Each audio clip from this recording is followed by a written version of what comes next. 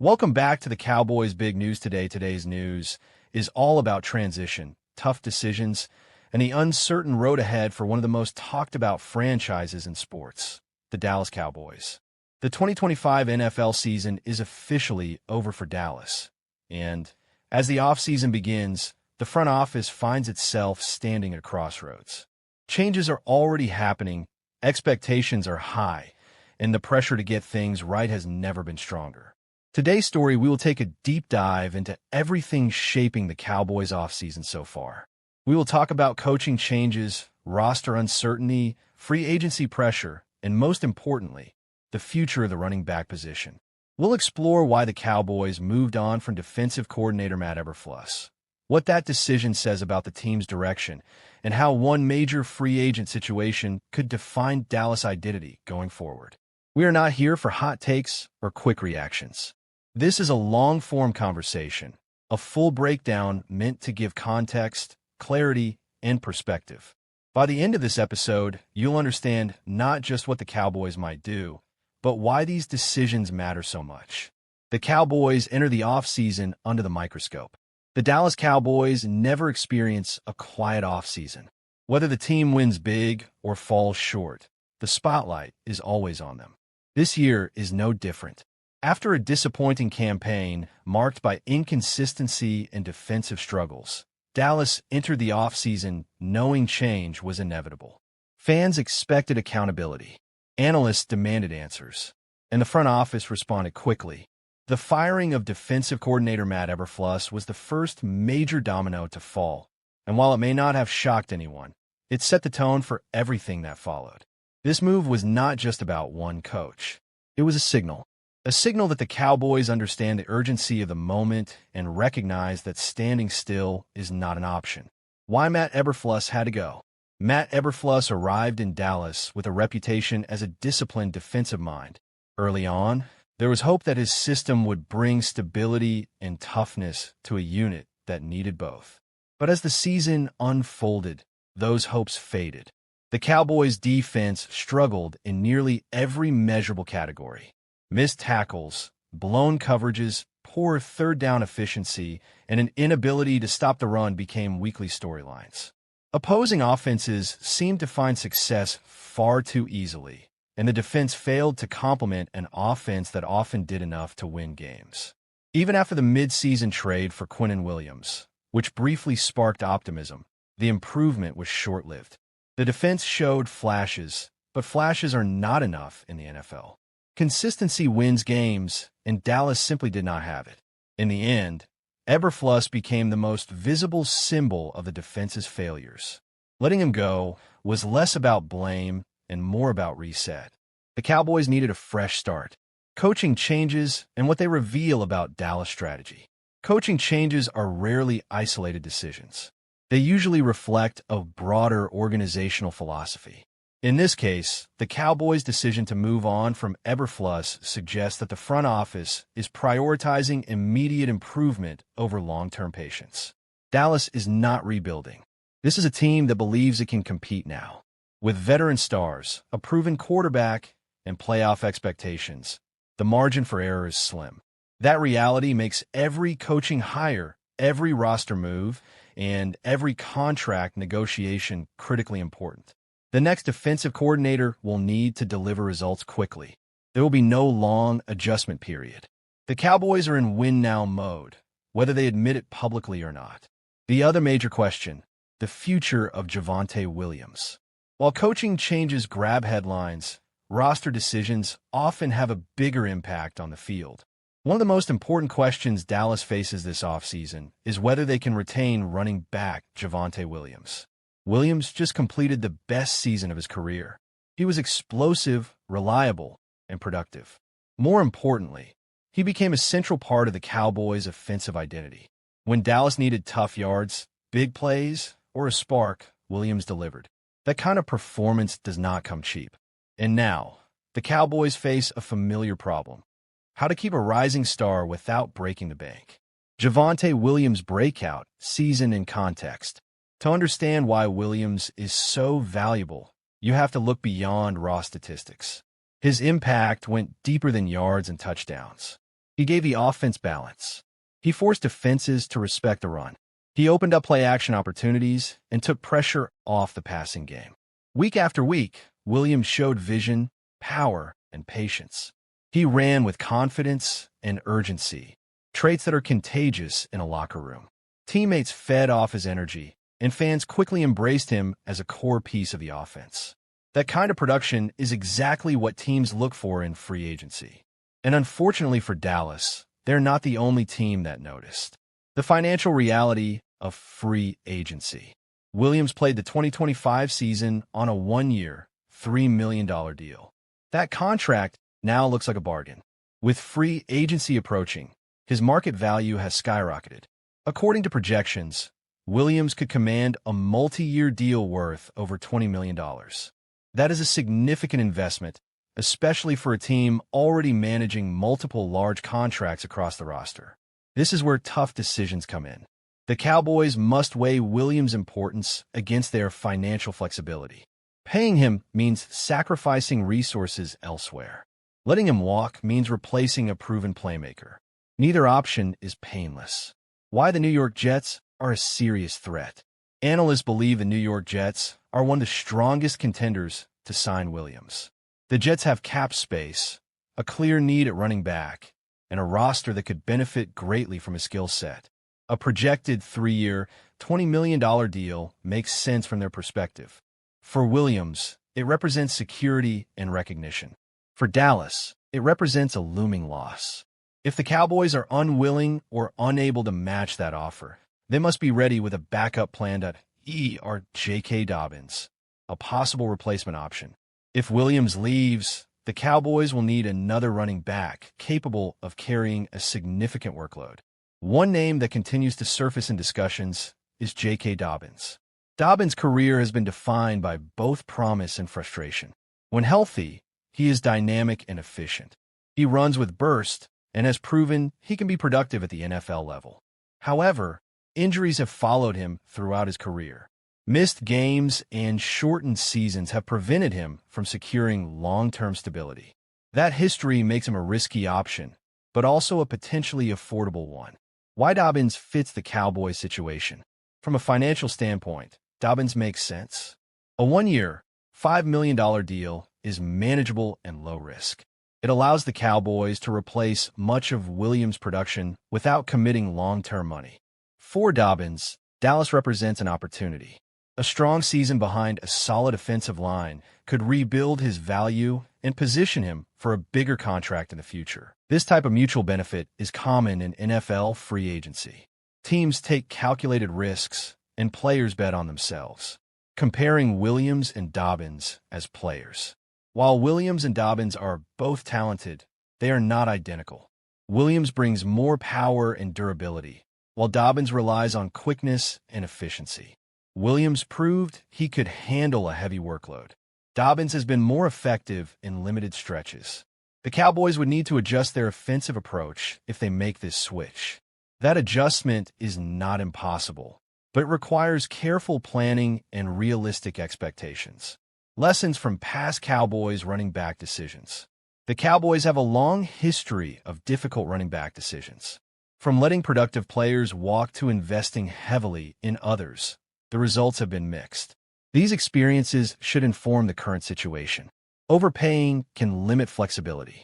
Underinvesting can weaken the offense. Finding the right balance is critical. The front office must learn from the past if it wants to get this right. The bigger picture, identity and direction.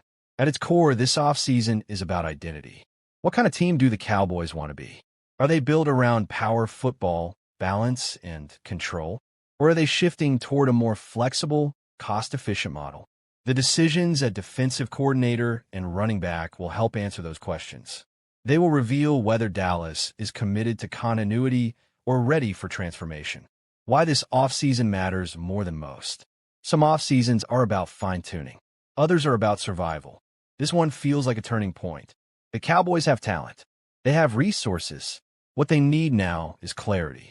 Fans want direction. Players want stability. Coaches want support. How Dallas handles the next few months will shape not only the 2026 season, but the legacy of this current era. Final thoughts. Waiting for the next move. As we wrap up this episode, one thing is clear. The Dallas Cowboys are entering a defining offseason. The firing of Matt Eberflus was just the beginning. The future of Javonte Williams may be the next major test. Whether the Cowboys choose to pay their star running back or roll the dice on a replacement like J.K. Dobbins, the decision will carry consequences. For now, all we can do is analyze, debate, and wait. The answers will come soon enough. Thank you for spending this time with us. Stay tuned because the Cowboys' offseason story is only just beginning, everyone. Today, we're diving deep into a major development coming out of Dallas. The Cowboys have officially moved on from defensive coordinator Matt Eberflus. This decision has already sent shockwaves across the NFL landscape. Whether you agree with the move or not, one thing is clear. Dallas is at a crossroads defensively. This roster still has elite talent, still has playoff expectations, and still plays under the brightest lights in football. So today's episode is all about what comes next. We're going to break down 10 potential replacements, starting from number 10 all the way to the top candidate. We'll talk scheme fit, coaching philosophy, player development, locker room leadership, and, most importantly, how each candidate could change the identity of the Cowboys' defense. This is not hot take analysis. This is a real football conversation. So settle in, because this is a deep one. Why Matt Eberflus was fired. Before we talk replacements, we need context. Matt Eberflus came into Dallas with a reputation built on discipline, effort, and takeaways. His defenses historically emphasized hustle, zone coverage, and forcing turnovers. But over time, cracks began to show. The Cowboys' defense under Eberflus became predictable. Offenses learned how to attack the soft spots in coverage, exploit mismatches in the middle of the field, and neutralize pressure packages. In big games, especially against elite quarterbacks, Dallas struggled to adjust. Missed tackles, communication breakdowns, late-game collapses. When you coach in Dallas, good is not good enough. You're judged on January football, and ultimately, the front office decided it was time to reset. 10. Gus Bradley, 49ers assistant head coach. Let's start at number 10, Gus Bradley. Bradley is one of the most experienced defensive minds in the league. He's a longtime disciple of Pete Carroll, and his defensive philosophy is clear. Cover, 3, speed, discipline, and rally to the football. With the 49ers, Bradley has worked in a system that emphasizes defensive line dominance and structured coverage behind it. For Dallas, this would represent a move toward stability rather than innovation. The upside? Veteran leadership, proven systems, clear communication. The downside? Bradley's scheme can feel dated against modern, motion-heavy offenses. Cowboys fans might see fewer creative blitzes and more conservative looks. Bradley would raise the floor, but maybe not the ceiling. At number 9, Clint Hurt. Hurt is a rising name, especially among defensive line coaches. In Philadelphia, he's been instrumental in developing elite trench play. His defenses emphasize physicality, gap discipline, and collapsing the pocket without excessive blitzing. For Dallas, this would be a trenches first hire. Hurt could unlock even more from the Cowboys' pass rush, particularly if the team wants to dominate up front and simplify coverage responsibilities on the back end. However, Hurt has limited experience calling full defenses. He's more projection than certainty. This would be a bet on development over reputation. 8. Jeff Ulbrich, former Falcons DC. Jeff Ulbrich checks a lot of boxes. He's intense. He's respected. He's a former linebacker who understands modern hybrid defenses. Ulbrich's schemes tend to be aggressive, blending pressure with versatile linebacker play. In Dallas, that could translate into more creativity in the front seven and more flexibility against the run. The concern? His previous defenses have been inconsistent, especially against elite quarterbacks. Ulbrich would bring energy and edge, but the question is whether he brings elite adjustments. 7. Aubrey Pleasant, Rams pass game coordinator. This is a fascinating name. Aubrey Pleasant has quietly built one of the strongest reputations in the league for defensive back development. His work with the Rams has emphasized coverage disguises, matchup-based game plans, and situational awareness. For a Cowboys defense that has struggled in coverage during critical moments, Pleasant could be transformative. He represents the modern defensive mind, adaptable, detail-oriented, and player-centric. The risk? Limited experience as a full defensive coordinator. But sometimes the next great coordinator comes from exactly this background. 6. Dennard Wilson, Titans DC. Dennard Wilson brings toughness. His defenses are physical, disciplined, and built to survive in ugly games. In Tennessee, Wilson has leaned on aggressive run fits and coverage accountability. For Dallas, this would signal a shift toward defensive identity over flash. Wilson could help the Cowboys become more reliable in short yardage situations and late-game scenarios. The concern is whether his style maximizes Dallas' speed and athleticism or restricts it. 5. Al Harris, Bears DB coach. Cowboys fans know this name. Al Harris understands the culture, the expectations, and the pressure of Dallas. As a defensive backs coach, he's earned respect for his ability to teach technique and confidence. Promoting Harris would create continuity and locker room buy-in. But the leap from position coach to full defensive coordinator is massive. This would be an emotional hire, not necessarily a strategic one. 4. Fired head coaches. This category matters. Recently fired head coaches often become elite coordinators. They've seen everything. They've failed. They've learned. Dallas could target someone hungry, experienced, and eager to rebuild their reputation. This option offers the highest floor, but depends entirely on who becomes available. 3. Jim Schwartz, Browns DC. Now we're getting serious. Jim Schwartz is one of the most respected defensive coordinators in football. His defenses are aggressive, attacking, and relentless. Schwartz believes in dictating terms. He doesn't wait for offenses to make mistakes. He forces them. In Dallas, Schwartz could unleash the pass rush and simplify reads for the secondary. The concern? His style can be boom or bust. But in a league where pressure wins, Schwartz makes sense. 2. Jim Leonhard, Broncos pass game coordinator. Jim Leonhard is a coach's coach. Elite football IQ, modern schematic understanding, strong communicator. Leonhard blends college innovation with NFL structure. His defenses disguise coverage, adapt weakly, and emphasize situational mastery. For Dallas, this would be a future-focused hire. He could modernize the defense without sacrificing toughness. 1. Brian Flores, Vikings DC. At number 1, and it's not close, Brian Flores. Flores is exactly what Dallas needs. Aggressive, fearless, adaptive. His defenses attack protections, confuse quarterbacks, and punish mistakes. Flores doesn't run one system. He runs game plans. In Dallas, Flores could finally unlock a defense that dominates in January, not just September. The only question is politics, not football. The Cowboys are at a defining moment. This hire will shape their identity for years. Do they play it safe? Do they chase innovation? Or do they go all in for dominance? One thing is certain. This decision will tell us everything about where the Cowboys believe they are as a franchise. And that's why this hire matters more than people realize. Draft position. The Cowboys are officially locked into the number 12 overall pick in the 2026 NFL Draft. And that matters more than some people might realize. This wasn't just a random outcome. The Cowboys' loss to the Giants combined with the Falcons' win directly impacted the draft order, allowing Dallas to move up and secure a better position.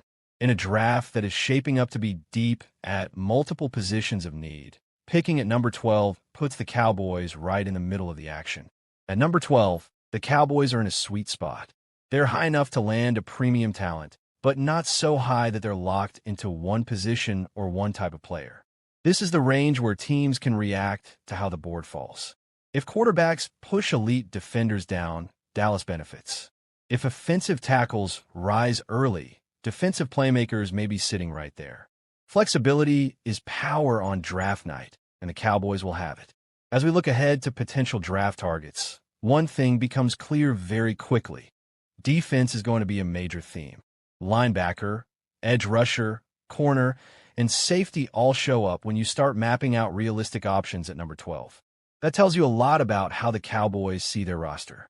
This isn't about tearing things down. It's about upgrading speed, physicality, and long-term stability.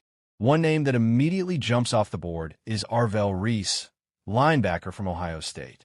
Reese brings size, speed, and instincts, and he fits exactly what modern NFL defenses want at linebacker.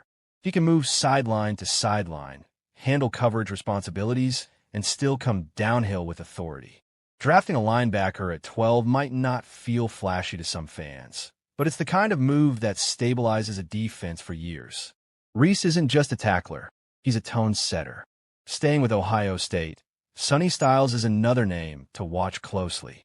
Styles is versatile, physical, and comfortable playing in space.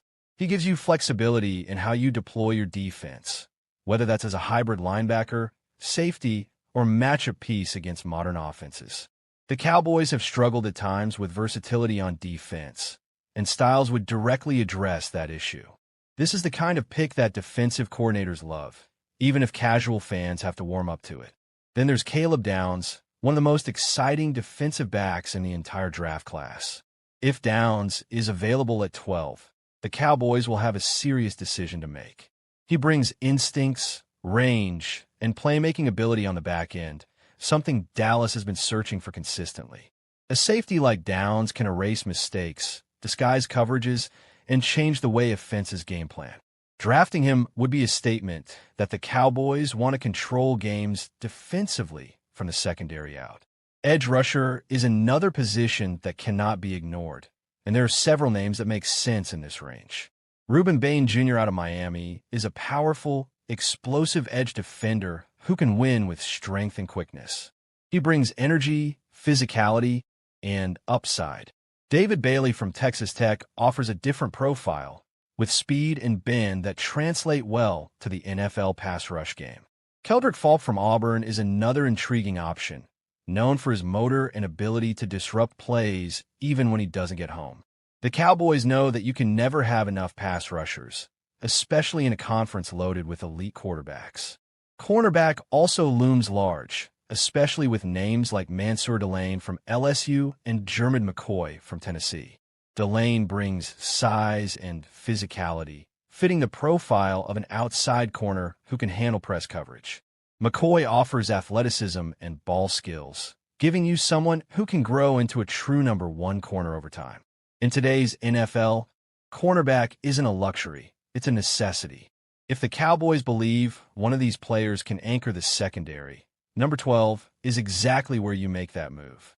Offensively, there are a couple of names worth serious discussion. Jeremy Love from Notre Dame is a dynamic running back with burst, vision, and big playability. Drafting a running back at 12 is always controversial, but if the Cowboys believe Love is a true difference maker, it could reshape their offense. Meanwhile, offensive tackle prospects like Francis Magioa from Miami and Spencer Fano from Utah address long-term needs in the trenches. You win in the NFL by controlling the line of scrimmage, and investing in offensive tackle is investing in the future of your quarterback and your offense. When you step back and look at all of these names together, one thing becomes obvious. The Cowboys are positioned to draft a cornerstone player. This isn't about filling a temporary hole. This is about finding someone who will still matter 3, 4, 5 years down the line. The outcome of week May 18th have felt disappointing in the moment, especially with the loss to the Giants. But in the long view, it reshaped the Cowboys' draft future in a meaningful way. As draft season unfolds, the conversation will evolve. Board will change. Prospects will rise and fall. But the reality won't change. The Cowboys are picking 12th, and that pick could define the direction of this franchise. Whether it's defense, offense, or the trenches, Dallas has an opportunity to get it right. Cowboys Nation will debate, argue, and speculate all the way up to draft night. But when the card is finally turned in, we'll find out exactly how the Cowboys view themselves. This draft isn't just about talent. It's about identity. And at number 12, the Cowboys have a chance to choose who they want to be. Trade debate. With the Cowboys locked into the number 12 overall pick in the 2026 NFL Draft, the big question isn't just who they'll take, but whether they should stay right where they are, trade up, or trade back. And This is where philosophy comes into play, because how you approach this decision tells you a lot about how the Cowboys view their roster and their urgency to win right now. If the Cowboys stay put at number 12, they're betting that one of their true top-tier prospects falls into their lap. This is the safest option. No extra draft capital spent, no panic move, just letting the board come to you.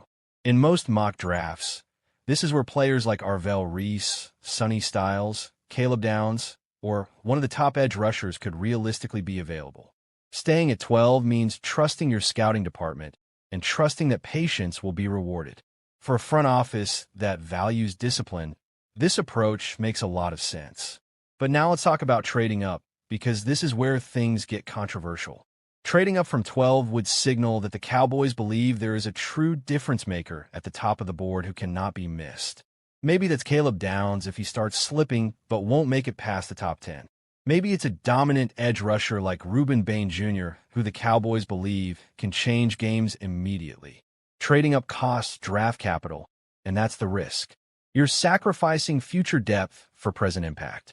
The question is whether this roster is close enough to justify that kind of move. If the Cowboys trade up, they're essentially saying, we know exactly who we want, and we're not leaving it a chance. That can be powerful, but it can also be dangerous. Miss on that pick, and you've set yourself back not just for one season, but for multiple years. Cowboys fans have seen both sides of this before. Aggressive moves can redefine a team, but they can also haunt you. Now let's flip the script and talk about trading back, because this might actually be the most realistic scenario of all. Trading back from number 12 would mean the Cowboys believe the talent drop-off is minimal and that they can still land a quality starter later in the first round. This approach aligns perfectly with a team that wants more bites at the apple. More picks mean more chances to hit. If Dallas can move back 5 to 8 spots and still land a corner like Mansour Delane, an edge like David Bailey, or a tackle like Spencer Fano, while adding an extra second or third-round pick, that's a win on paper. The risk with trading back is obvious. You might miss out on your guy. If there's one player you truly believe in and he's sitting there at 12, trading back and watching another team take him can be painful. This is where conviction matters. Do the Cowboys have a clear top target, or do they see this draft as a cluster of similarly graded players? That internal board will decide everything. Now, let's put this into a mock draft context. Imagine the top of the draft goes heavy offense early, quarterbacks, offensive tackles, maybe a wide receiver or two. Suddenly, defensive players start sliding. At 12, the Cowboys could be staring at a dream scenario where Caleb Downs or Arvell Reese is still available. In that situation, trading back becomes much harder to justify. You take the player, turn the card, and don't overthink it. On the other hand, imagine a board where the top defensive names are gone, and you're looking at multiple edge rushers, corners, and offensive linemen with similar grades. That's when the phone should be ringing. That's when a trade back makes sense. You accumulate value, stay flexible, and let the draft come to you. This is how smart teams stay competitive year after year. What about offense? That's where the Jeremiah Love debate comes in. Taking a running back at 12 will divide the fan base immediately. Some will argue he's a game changer who elevates the entire offense. Others will say the value simply isn't there. In a trade-back scenario, drafting Love later in the first round suddenly feels more reasonable. Context matters, and draft position changes perception. When you zoom out, the mock draft and trade debate isn't really about one pick. It's about identity. Are the Cowboys a team that plays it safe and trusts development? Are they a team willing to take a big swing for immediate impact? Or are they a team that prioritizes volume and flexibility? Each option tells a different story about how the Cowboys see their window. At number 12, the Cowboys control their destiny more than people realize. They don't have to force anything. They don't have to panic. But they also can't afford to be passive. The best drafts are proactive without being reckless. As draft night approaches, the Cowboys front office will be judged not just on the player they select, but on the path they chose to get there. Whether they stay, move up, or move back, that decision will echo long after the pick is announced. And for Cowboys Nation, that's what makes this draft so fascinating. This is the part of the year where everything slows down on the field but speeds up behind the scenes. When the games stop, the real work begins, and for this franchise, that work comes with pressure that very few teams in the league truly understand. The Cowboys don't evaluate seasons the same way other teams do. They don't ask if they were competitive or if they showed progress. They ask one question: did this team move closer to a championship? And once again, that question doesn't have a comfortable answer. Right now, the biggest cloud hanging over this offseason is the future of Matt Eberflus. Officially, no decision has been announced. Unofficially, around the NFL, the expectation remains that Eberflus is going to be fired. That expectation didn't come from one bad performance or one ugly loss. It came from pattern, inconsistency, missed opportunities, and a defense that never fully felt like it reached the level it was supposed to reach. In Dallas, you don't get unlimited time to figure things out. The standard is immediate impact, and when that standard isn't met, patience wears thin very quickly. What makes this situation more complex is the timing and the messaging coming from the Cowboys themselves. Brian Schottenheimer recently spoke about the team's timeline, and his words were deliberate. He talked about going through the process, doing the work, and not rushing any decisions. He mentioned the next 10 to 12 days as a critical evaluation period. On the surface, that sounds responsible, even smart. But in the NFL, not rushing doesn't mean standing still. While the Cowboys are evaluating, other teams are interviewing, negotiating, and locking in their futures. Time is a resource in this league, and how you use it often determines whether you're ahead or behind. Pause. Compare patience versus urgency. Give an example from past Cowboys off-seasons. If and when the Cowboys move on from Eberflus, the next question won't just be who replaces him, but what direction the franchise truly wants to go. Are the Cowboys still committed to building around defense? Or do they believe the modern NFL demands an offensive-minded leader? This roster has talent on both sides of the ball, but talent alone doesn't create identity. Identity comes from coaching, from philosophy, from the way a team responds when things go wrong.